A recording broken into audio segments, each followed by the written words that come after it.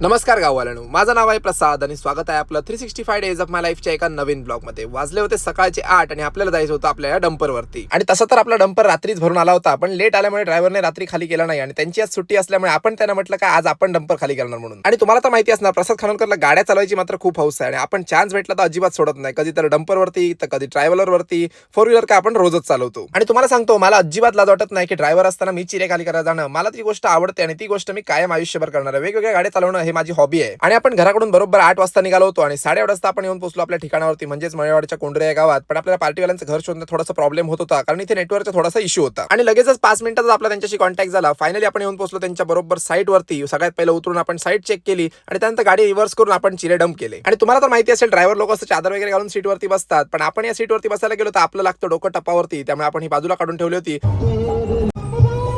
त्यानंतर निघालो आपण गाडी खाली करून सरळ आपल्या घरी। सो फायनली असा होता आजचा आपला दिवस आणि तुम्हाला